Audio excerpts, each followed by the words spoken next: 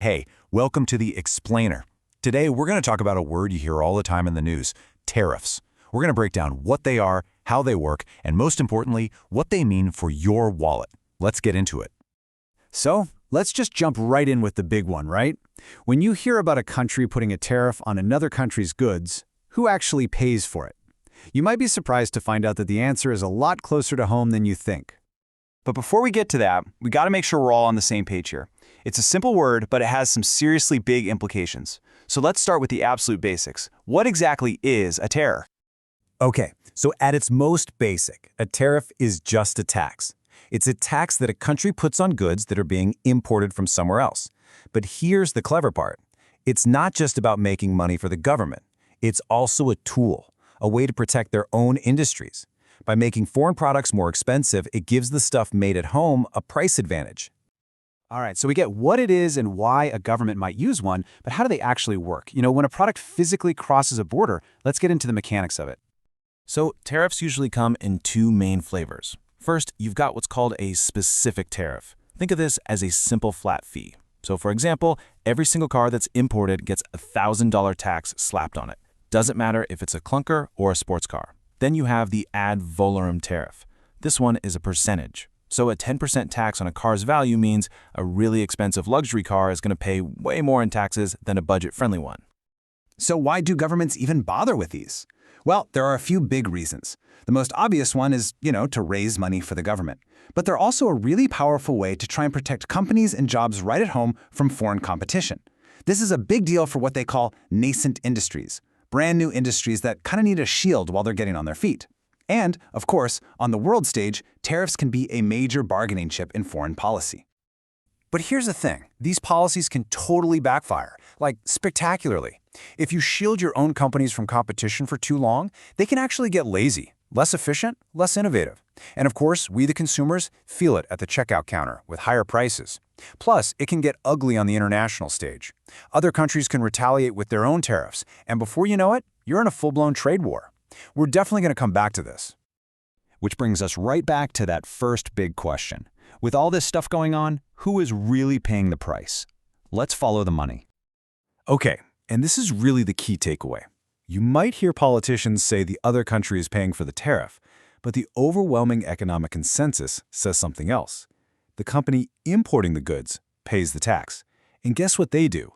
They almost always pass that extra cost directly on to us, the consumers. So let me say that again. A tax that country A puts on stuff from country B ends up being paid by the people in country A. And this financial hit isn't spread around evenly. Tariffs can have what economists call a regressive impact. What that means is higher prices on basic stuff. Things we all need, like clothes or a new toaster. That extra cost takes up a much bigger chunk of a lower-income family's paycheck than a wealthy family's. And it's not just families feeling the squeeze. Think about small businesses. A lot of them depend on imported parts or materials to make their products. When those costs go up because of a tariff, they get hit really hard. I mean, unlike some giant corporation, they can't just absorb those costs. And they certainly don't have a team of lobbyists to try and change the policy. Now, if we zoom out and look at the whole world, tariffs can really put developing countries in a bind. Imagine you're a smaller economy trying to grow.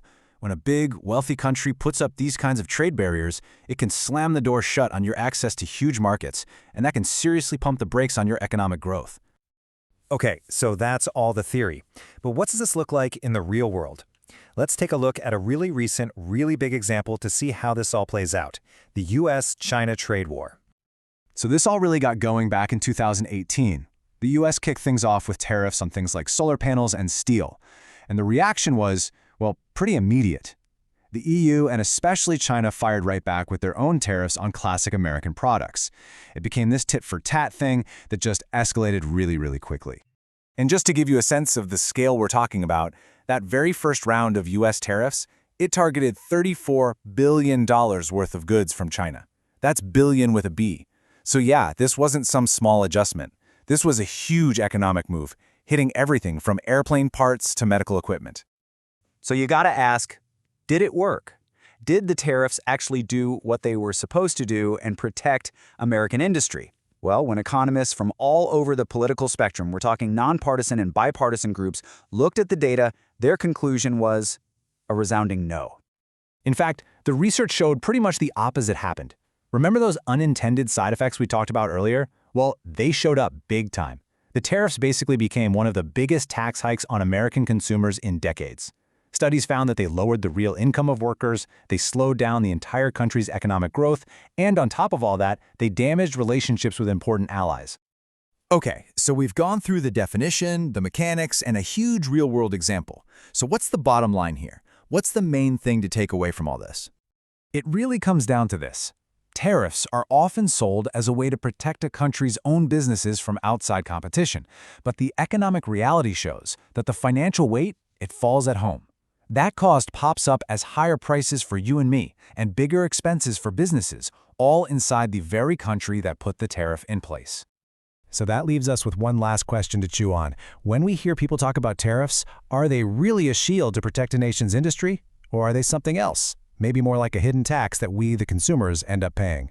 It's definitely something to think about the next time you hear that word pop up in the news. Thanks for tuning in.